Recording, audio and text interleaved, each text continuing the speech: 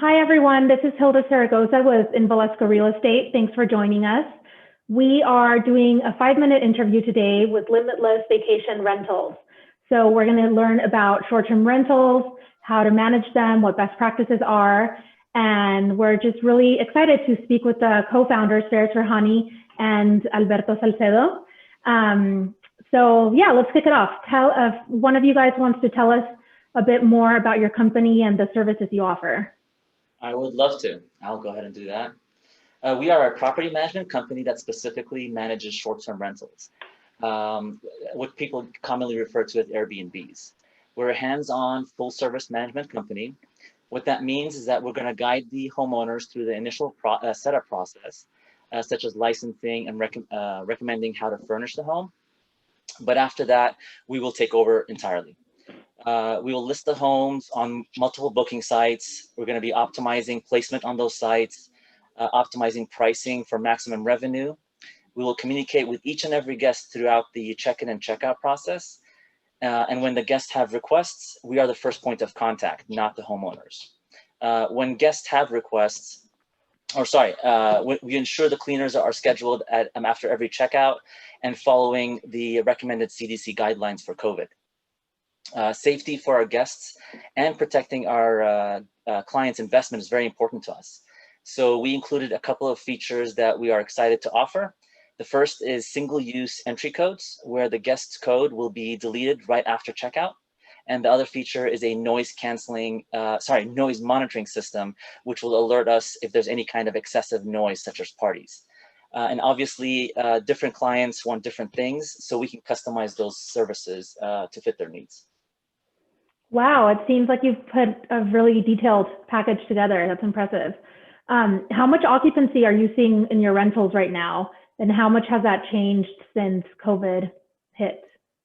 Well, we've seen that occupancy rates are around 60 to 70%, but in some properties and depending on the season as well, it varies.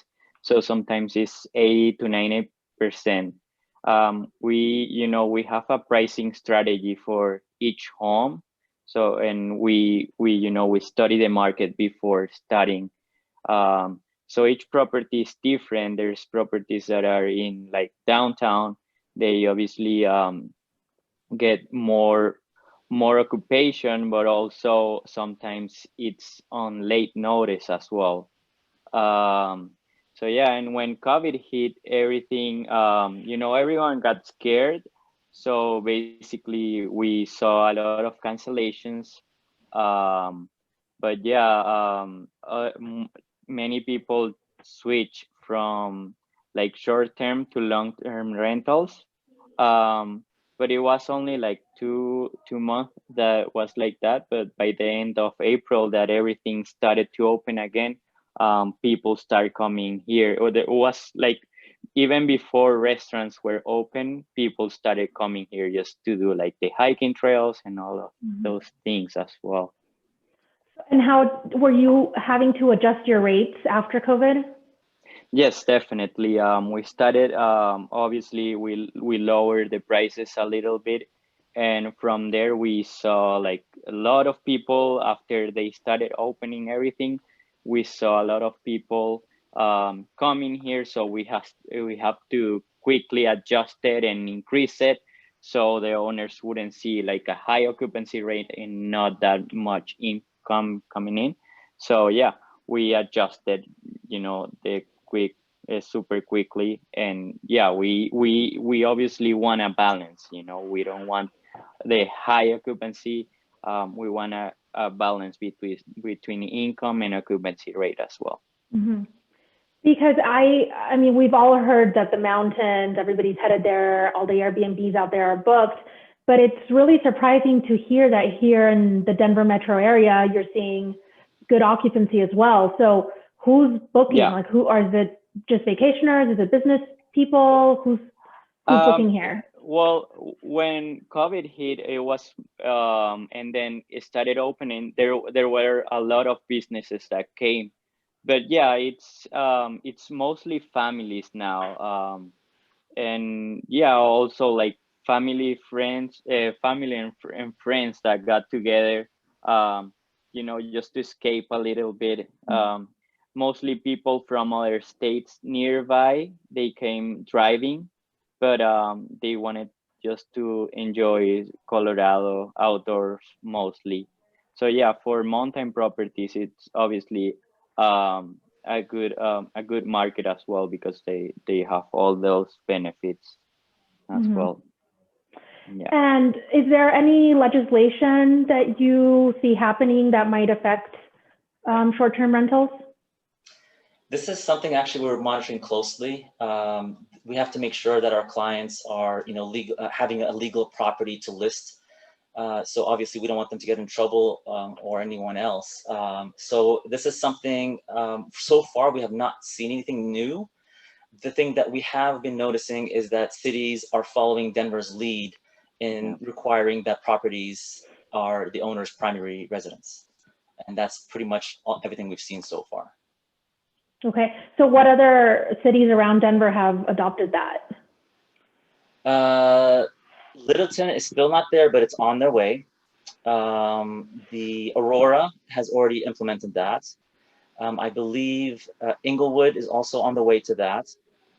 Alberto, what other cities are doing that right now? And Inglewood, Aurora as well. But yeah, I mean, there's still ways to do it, and but yeah, we obviously are looking into that, and hopefully there's also groups of people that are trying to get these things together, so everyone has a better experience as well. So it's from both sides, so it might come more rules or less rules, we'll see. But yeah. Yes. Great. Yeah. I mean, I think there's a lot of opportunity to make really good money on any properties that you have, much more than with traditional rentals, but it is burdensome, and it seems like you take that burden away, which is awesome. Is there anything else that you want to share with us? And actually, you just hit on that. There are two things actually I would like to add. The benefits between short-term rentals and long-term rentals, and that's exactly what you just brought up. Most importantly, is the revenue on a short-term rental is a lot more than a long-term rental could generate, and it could be as much as it could be a double, if not triple, of what a long-term rental could do.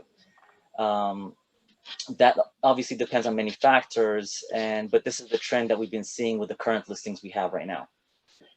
Another benefit for short-term rentals is we see that there's obviously less wear and tear.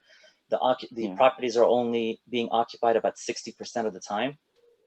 So obviously that's going to be a lot less costly for the homeowners in that sense. Okay. Yeah, and you're also like taking you're in charge of the maintenance of the house and the cleaning.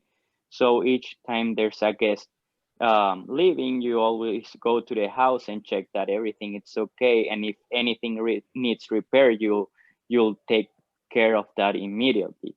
So basically what we've seen with the houses, we have some clients that they're being in Airbnb for 3 or 4 years, and the houses look as new as when they bought it, or even better, because they've made some improvements in order to get more clients. Yeah, no, that's surprising. I would have expected that there would be more wear and tear. Yeah, it makes sense. Awesome. Well, thanks for spending 5 minutes with us today. We'll drop your information in the comments so people can reach you and start making some money. Thank you so much for having us on. Thank you, Hilda. Bye. Thank you. Bye.